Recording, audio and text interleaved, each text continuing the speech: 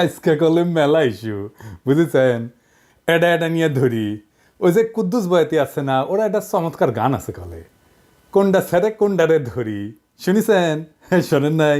আরে এডিটর সাহেব এনে শুনে দেন না, এরপরে তো বাম্বু চলবে বরাবর, এনা সবাই এনার্জি নিয়ে নিক, তাই না? শোনেন। কোনটা ছেড়ে কোনটা ধরি, 10টা মেয়ের সাথে প্রেম করি, এইটাও ভালো এইটাও ভালো এইটাও ভালো এইটাও ভালো, কারে তুই কারে ওহন দিয়া করি, কোনটা ছেড়ে কোনটা ধরি। গানটা ক্যাঙ্কা ভালো না? এনার্জি আসিছে না? হ্যাঁ, কুদ্দুস বয়াতি কলে আমার খুব প্রিয় শিল্পী, বুঝছাও। এবার আসেন প্রথম ইস্যু। আমি গতকাল কইছিলাম না যে আগাম নির্বাচনের ইন্ডিয়ার ইস্যু, বিনা সিকরি কি বলেছিল? দেখান তো এডিটর সাহেব, আবার দেখান। The political parties of Bangladesh are saying this to Mohammed Yunus. Elections first. The reforms are to be done only by an elected government. This is business. ঠিক তার পরদিন বলল ভারতীয় সেনাপ্রধান যে 5 তারিখ নাকি সারাক্ষণ সে ওয়াকার সাহেবের টাচে ছিল। হ্যাঁ, ওর মুখেই শোনেন, নিজের মুখেই শুনেন, এই যে এডিটর সাহেব শুনে দেন। I'm in touch with the chief of Bangladesh during the time of when this changeover took place. I was in constant touch with him, and even thereafter, in November 24, we had a video conference also. As far as the military cooperation is concerned, is again going up in the same way. Our officers have moved there for the NDC also. When we talk about the relationship we should talk about when there is an elected government. So as of now, the relationship is with the military is well and perfect. তাইলে ওয়াকার সাহেবের মধ্যস্থতায় যা যা হয়েছে পাওয়ার ট্রান্সফারের, তা Indian সেনাবাহিনীর সাথে আলাপ করে হয়েছে, ঠিক কিনা? এবার বুঝেছেন তো বিপ্লব কখন কেমনে কোনটি গেছে?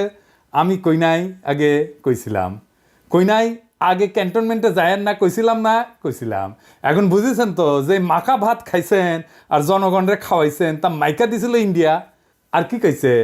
নির্বাচিত সরকার আসলে সম্পর্ক স্বাভাবিক হবে। আবার শুনেন। When we talk about the relationship we should talk about when there is an elected government. তার মানে বিএনপির সাথে সেটেলমেন্ট হয়ে গেছে, বিএনপি ক্ষমতাতে আসলে তার আর ডিস্টার্ব দেবে না, তার আগে যত পারা যায় ডিস্টার্ব দেবে, ঠিক কিনা বলেন? এবার আসেন দ্বিতীয় ইস্যু। বিশিষ্ট বাম মোশাহিদা সুলতানা হাঙ্কেরে প্রথম আলো ওটা একটা জুলাই বিপ্লব নিয়ে কলাম লিখেছে, সেটি লিখেছে আনু মোহাম্মদ নাকি এক দফার ঘোষণা দিছিল, আর তারপরেই নাকি হাসিনা পলাইছিল, বুঝাও। লিখেছে প্রেস ক্লাবে হাসিনার পদত্যাগের এক দফা দাবি ঘোষণা করেন অধ্যাপক আনু মোহাম্মদ। ঘোষণার পরপর একটি মিছিল প্রেস ক্লাব থেকে যাত্রা করে শহীদ মিনার অভিমুখে। বিগত দিনগুলোর কারফিউর থমথমে পরিবেশকে পেছনে ফেলে এই মিছিলে অংশ নেয় দলমত, শ্রেণী, পেশা, বয়স নির্বিশেষে সব ধরনের মানুষ। হাসিনার পদত্যাগের দাবিতে ঐক্যমত এবং জনসমর্থন সেদিনই দৃশ্যমান হয় জনসমক্ষে।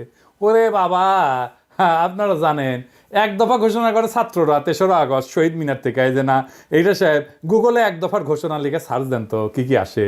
দেখেছেন আনু মোহাম্মদের নাম আছে। দ্রোহযাত্রার প্রধান দাবি কি ছিল? দ্রোহযাত্রা দিয়ে একটা সার্চ দেন না এডিটর সাহেব, 24 ঘন্টার মধ্যে সবার মুক্তি। দেখেছেন?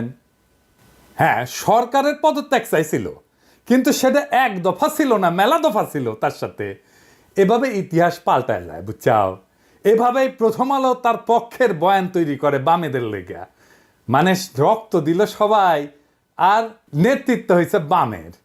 এবার আসেন চট্টগ্রামের ওসি নিজামরে ধোলাই দেওয়ার ঘটনা, বিএনপির প্রতিক্রিয়া নিয়ে একটা কথা কয়ে নি। ওসি নিজাম একজন দুর্বৃত্ত পুলিশ অফিসার ছিল। ওসি নিজামউদ্দিনের মা খালেদা মেম্বার, সভাপতি বাংলাদেশ মহিলা আওয়ামী লীগ বড়ইতলি চকরিয়া। এই যে সিআইপি সালাউদ্দিনের পাশের ছবিটা দেখেন, আর একটা ছবি দেখেন ওসি নিজামের। দেখেছেন বন্দুক ধরে আছে কিংকা করিয়া। তখন ও কোতালি থানার ওসি, ইনভেস্টিগেশন। 2014 সালে চট্টগ্রাম বিএনপি পার্টি অফিসের সামনে বিএনপি কর্মীদের বুকে ও বন্দুক ধরেছে নিজের হাতে। দেখেছেন? ওরে কিছুই করা হয়নি, ধরে থানার দেওয়া হয়েছে। টানাটানির সময় জামা ছিঁড়িছে। থানার দেওয়া হয়েছে কেন? কারণ ওই ওসি নিজাম হৃদয় তারুয়ার মামলার আসামি যে শহীদদের, কিন্তু ধরে দেওয়ার পর দেখা গেল তার নামে পুলিশ মামলা থেকে বাদ দিয়ে দিছে। দেখেছেন? বাদীকে না জানায় মামলা থেকে নাম বাদ দেওয়া যায় না, বাদীকে জানানোই হয় নাই। এই মামলার তদন্তকারী কর্মকর্তাকে আমি জানবার চাই, আমারে নাম দিবেন, ওর তদন্ত আমি আর আন্দাই দিমু। এই নিজামরে ধরিছে শহীদুল ইসলাম শহীদ নামে স্বেচ্ছাসেবক দলের নেতা এক বীর যুবক, আমার স্যালুট তারে দল থেকে বহিষ্কার করে দিছে। কেন? দুইটা কারণে। দুর্নীতির দায় সাজাপ্রাপ্ত মীর নাসিরের ছেলে মীর হেলাল ছেলেটার বিরুদ্ধে অবস্থান নিছে। দেখেন নেতা তারেক রহমান সাহেবের বক্তৃতা দেন এত পরিষ্কারভাবে বোঝানোর পরে যারা না বুঝার ভান করার তারা দায় দায়িত্ব তো দল লইত কিনলেই দুষ্ট গুরুত্ব শূন্য গোয়াল বহুত বেটার। আর পুলিশ অ্যাসোসিয়েশন বিবৃতি দিছে খুনি নিজামের জন্য ওদের মনে নাকি গভীর সমবেদনা তৈরি হয়েছে। হারাম জাদা, হাজারের উপরে ছাত্র জনতারে পাখির মতো গুলি করে মাইরা ফেলাইছো, 25,000 ছাত্র জনতাকে চিরজীবনের জন্য পঙ্গু করে দিছো। ঠোলা বাচ্চা, ঠোলা তোর হৃদয় আছে মাদার। ওই শহীদুল কি বলতেছে শোনেন, যে আমার ছেলে দেখতে দেশ নাই। শোনান এডিটর সাহেব। আমি আমার বাচ্চা দেখতে পারি নাই, আমি আমার বাচ্চার মুখ দেখতে পারি নাই। এ হচ্ছে ওসিনারাম সাদত ভাইকে যে লাঞ্ছিত করেছিল, আমাদেরকে লাঞ্ছিত করেছিল। জামাতের নেতাকে ধরে শিশু সন্ত্রাসী বলে চালান দিছে 3-3 বার। তার দোকান লুটপাট করিছে। বউ বাচ্চা গেছে দেখা করতে, বাচ্চার 104 ডিগ্রি জ্বর আসছিল, দেখা করতে দেন, সারা রাত ওই বাচ্চাটারে বসায় রাখিছে। আলিয়া মাদ্রাসা ক্লাস 8-এর ছাত্রের ধরে নিয়ে গেছে, পরীক্ষা দিছে বাচ্চাটা জেল থেকে।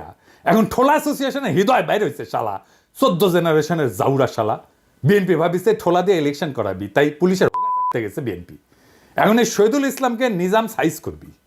এই নিজাম, শহীদুলের যদি কিছু হলে না তো ঠ্যাঙ্ক এটা ভেজে খামু কলে আমি। শহীদুল, তুমি ছাত্রদের নাগরিক কমিটির জয়েন দাও, তুমি উটি নেতা হবা। তোমার বীরত্বরে স্যালুট আমার। নাগরিক কমিটি করছি, যেটি ইনকা স্পিরিটেড বিএনপির তৃণমূল কর্মীর সাথে বেইনসাফি করবে বিএনপি না, তারাই নিয়ে নিবা। ওই যে ইসকনের নামে মামলা করেছিল না যে বিএনপি নেতা, তাকে নিয়ে নাও। ওই চট্টগ্রামে হিরোইক ইমেজ তৈরি করতে পারবি। এবার আসেন মিজানুর রহমান আজাহারির তাফসির মাহফিলে গ্যাঞ্জাম নিয়ে কথা বলি। সিলেটে যেভাবে মিজানুর রহমান আজাহারির ওয়াজের শেষে হট্টগোল করে বন্ধ করে দেওয়া হয়েছে, তাতে আমি হতবাক এবং ক্ষুব্ধ। শুনেন তার কথা, শুনেন শেষ দিকের কথা। এই জায়গাটাতে এরকম কেন হইল? শুরুতে তো এটা ছিল না। এখন আইন শৃঙ্খলা বাহিনী তোমাদের সাথে লাঠিচার্জ করবে, ধাক্কাধাক্কি করবে, তোমরা আমার সাথে এটা হবে এরকম?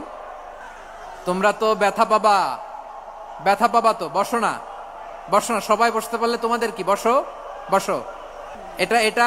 এটা আমি এখন পরিকল্পিত কিছু হতে পারে এই ধারণাও করতে হবে আমাদের। লক্ষ লক্ষ মানুষ বসে আছে, তোমরা একটু শান্ত হবে না? হ্যাঁ, বসো। আর 2 মিনিট একটু কোঅপারেট করো। 2 মিনিট একটু কোঅপারেট করো। জি পুলিশ ভাইরা, হ্যাঁ আস্তে জি বসে যাবে। হ্যাঁ ঠিক আছে, 2 মিনিট। এই বিভাগে আমার আর আসা হবে না, আমি একবারই তো আসলাম। সো যা বলার তো আমি এখনই বলতে হবে, এমন না যে আমি আবার সুনামগঞ্জে আসবো, হবিগঞ্জে আসবো। খুবই গুরুত্বপূর্ণ কয়েকটা কথা আমি রাখবো তোমাদের সামনে। বসো, শেষ করে দিব। এই তো আর 10 মিনিট সময় আছে আমার হাতে। বসো। মাশাআল্লাহ, এই ঠিক আছে। আমি কলে এখানে এক বিশাল ষড়যন্ত্রের গন্ধ পাইতেছি। ঘটনা ছোট, রাজনৈতিক গুরুত্ব অপরিসীম। আজারি সাহেব নিজেই কইছে যে সামান্য জায়গায় অল্প কিছু লোক এই কাজটা করেছে। শুনেন, পুরো লক্ষ লক্ষ মানুষ, আমি তো দেখতে পাচ্ছি কত লক্ষ লোক হয়েছে। একটা জায়গায় কোনো সমস্যা নাই, এখানে কয়েকশো ছেলে পেলে এই ধাক্কাধাক্কি। না নিজে শুনতে পারতেছো, না অন্যকে শুনতে দিচ্ছ, না আমাকে বলতে দিচ্ছ। কি করতেছো তোমরা? এগুলো কি করতেছো? আমি আজকে just as a gesture of goodwill, আমি নামটা কইলাম না কে করিছে, কয়া দিব কিন্তু কে করিছে এইটা। এই হট্টগোল হয়ে কেন সুষ্ঠুভাবে শেষ করতে পারলেন না তাফসির মাহফিল আজারি সাহেব? কারণ বিএনপি নেতারা প্রকাশ্যে বলিছে মাহফিলে আজারি সাহেব হেস্তনেস্ত শিকার হবে, এটা কইছে বিএনপি নেতা। সত্যি কথা, আমি ব্যানে করছি না। এই যে শুনেন, রহমান আজারি বক্তব্য রাখে বিএনপির বিপক্ষে, এত সাহস সে কোথায় পায়? আপনি এই জামাতের পক্ষে কথা বন্ধ করেন, নাহলে দেশের মানুষ যেভাবে আপনার এই যে মাহফিল করে, মাহফিলে কিন্তু আপনি আস্তে আস্তে শিকার হবেন এই মুসলিম লীগের কারণে। কারণ এই মুসলিম লীগ কিন্তু বিএনপি কে পছন্দ করে, এই মুসলিম লীগ কিন্তু অন্য সংগঠনকে পছন্দ করে। কিন্তু আল্লাহর নামে স্লোগান দিয়ে, ধর্মের কথা বলে, মাথায় টুপি লাগিয়ে, পাঞ্জাবি পরে বিএনপি কে বলবেন না আপনি, তাহলে কিন্তু আস্তে আস্তে শিকার হবেন। আবার যে কোনো মুহূর্তে কিন্তু আপনি দেশান্তর হতে পারেন। ঠিক তার পরদিন এই ঘটনা ঘটলো। তার আগে তো অনেক নেতা, রিজভী ভাই তার সহকর্মীদের তাতায় রাখছে, এখন আজারির উপর কেন বিএনপি বিলা? দুইটা কারণে। এক, বিএনপির তো জমায়েত করতে টাকা খরচা হয়, এমন কোনো বক্তা নাই যার বক্তৃতা শোনার জন্য লাখে লাখে মানুষ যাবে। খালেদা জিয়া বা তারেক রহমান আসলে যাইতে পারে, কিন্তু দেশে আছে এমন কোন নেতার বক্তব্য শুনতে এখন আর যাবে না লাখে লাখে লোক। আর আজহারীর বক্তব্য শোনার জন্য স্মরণকালের সর্ববৃহৎ সভা হচ্ছে, যেটি যাচ্ছে সেটি হচ্ছে। এটা গা টাটাইতেছে বিএনপির। জনসমাগম মানে ক্ষমতা, বুঝছাও? আমাদের ভিডিওর ভিউ গেলে ক্ষমতা, আমাদের পোস্টের লাইক শেয়ার ক্ষমতা, এই ক্ষমতাকে বিএনপি চ্যালেঞ্জ মনে করিচ্ছে। আর 2 নাম্বার, ইন্ডিয়ার ডরায় জনপ্রিয় ইসলামী বক্তারে, এই জন্যই তারা চড়াও হয়েছিল মৌলানা দেলাওয়ার হোসেন সাইদের উপরে। আজহারী সাহেব ইভেন বিগার থ্রেট তাদের জন্য বড় ভয়, কারণ সংঘবদ্ধ মুসলমানে তাদের ভয়। আজহারী জামাত করে না, তার বয়স কম, তারা যুদ্ধাপরাধী বানাইতে পারবে না, চমৎকার কথা বলে, আধুনিক মননশীল, অপূর্ব সুন্দর গলা আর চেহারা মাশাআল্লাহ, ইংরেজি বলতে পারে ভালো। এইরকম একজন দায়ীকে কোনোভাবে টলারেট করবে ইন্ডিয়া? করবে না। এক বেকুব তার মাথার দাম ধার্য করেছে, শুনেছেন? শুনেন।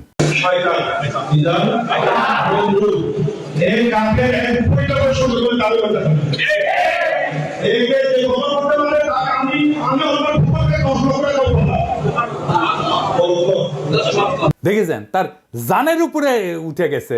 পুলিশকে করছে ওই হারামজাদারা এখনই ধরে প্যাকেট করেন, ওই যে কইছে 10 লাখ টাকা দিবে ও প্যাকেট করেন। বিএনপি নেতারাও খুব অপমানজনক ভাবে কথা কইছে যে আজহারী হুজুরের পিছে লাগিছে। দেখেন দুদু ভাই কয় আজহার নাকি মাজার কি যেন আছে, দেখেন শুনেন। ওই যে কে যেন আজহার নাকি মাজার একজন আছে। দুদু ভাই, আপনারা যে বিএনপির দুদু বলে এটা জানেন? হ্যাঁ, দুদু দুদু, বুকের দুদু, বুকের দুদু নাম বিকৃত করেন কে? বেদবি কুটি থেকে শিখেছেন। আপনার কর্মী আপনার কথা না শুনে আজহারী হুজুরের কথা শুনবি? এটা জানেন না তো? কর্মীর সাথে তো যোগাযোগ নাই, জিজ্ঞেস করে দেখেন। আজহারী হুজুরের নাম শুনলে কয়বার সালাম দেয় শুনেন, আর আপনার পিছে যে কি কয় শুনেন। নিজেরা বেশি হারকুলিস ভাবেন না, বুঝছেন? উঠলে দিন বাগে খেয়েছে। আওয়ামী লীগ আমলে ওয়াজে এসে আওয়ামী লীগ নেতারা চড়াও হইতো না, দেখেছেন না? চড়াও হইতো না। এখন বিএনপি নেতারা চড়াও হচ্ছে। এই যে দেখেন, এটা আমার শহরে বগুড়ায় মৌলানা বজরুল রশিদ মিয়া, আমি কলে খুব পছন্দ করি, খুব চমৎকার একজন আলেম, কলে খুব সুন্দর ওয়াজ করেন। ওনার উপরে চড়াও হয়েছে, মিজাজ খারাপ হয়ে গেছে দেখে। আর চড়াও হয়েছে কে? আওয়ামী লীগের পান্ডা মোহনের ভাই বিএনপির নেতা বাদশাহ। 2 ভাই 2 দল করে, এক ভাই আওয়ামী লীগ, এক ভাই বিএনপি। ওর ভাই বগুড়া শহরের কোনো জমি বাকি রাখে না, এই যে মোহন দখল করেছে। 2 ভাই দল করে সিস্টেম কইরা এখন আরেক ভাই রাজত্ব চালাইতেছে বগুড়ায়।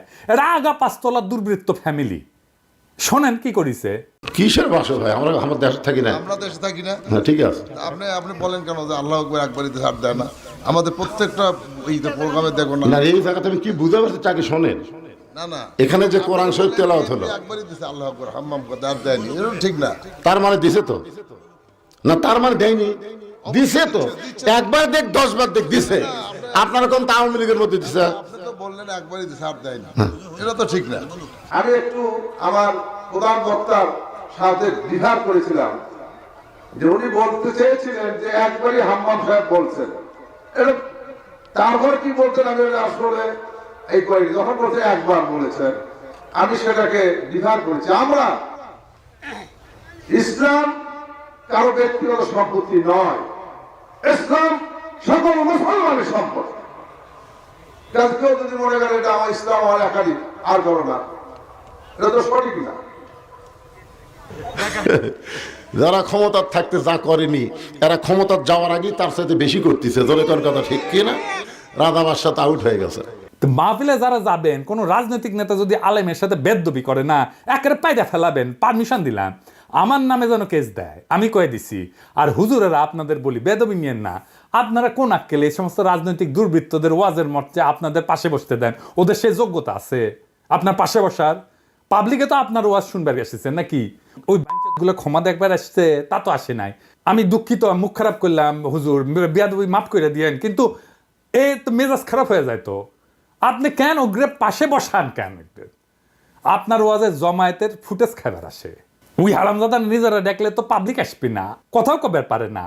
আপনার ওয়াজের জমায়েতের ফুটেজ খাবার আসে, এটি এসে সে দেখায় যে আমি মেলা বড় নেতা। এগুলোর পাত্তা দিবেন না, দাবরানি দিবেন, সাইজ হয়ে যাবে। ওয়াজের দিন তারিখ যেদিন ফাইনাল করবেন ওই সময় খোয়া নেবেন মঞ্চে, যেন কোনো রাজনৈতিক নেতা না উঠে। এই হারামজাদাগুলো সেকুলার সাজে কয় যে ধর্মকে রাজনৈতিক উদ্দেশ্যে ব্যবহার করা যায়। তুই উঠিস কেন ওয়াজের ইয়েতে? তুই রাজনীতি করিস তো, তুই ধর্মকে ব্যবহার করিস কেন তাইলে? তুই উঠিস কেন ওয়াজের স্টেজে, মঞ্চে? কোনো রাজনৈতিক নেতাদের বক্তব্য দিতে দেওয়া যাবে না। ওরা কয় না নির্বাচনে আসেন, রাজনীতিতে আসেন, কয় না। হ্যাঁ, এই যে দুদুভাই কইছে, এই যে শুনেন, ভাইরে রাজনীতি করবেন স্বনামে আসে, আড়াই লাখ লেগে রাজনীতি করেন। এবার কইবেন তুই এটা ওয়াজ কর, নিজে নিজে কর, দেখি দেখি হাউ মেনি প্যাডিতে হাউ মেনি রাইস, পারিস নাকি দেখি। আগামীর বাংলাদেশে রাজনৈতিক দুর্বৃত্তদের ঠাঁই নাই। হাজারো ছাত্র জনতা এমনি এমনি তাদের জীবন দেয় নাই। আমরা নতুন রাজনীতি চাই, আমরা নতুন কণ্ঠস্বর চাই, আমরা ফ্রেশ জিনিস চাই, সেকেন্ড হ্যান্ড মাল না। ইনকিলাব জিন্দাবাদ।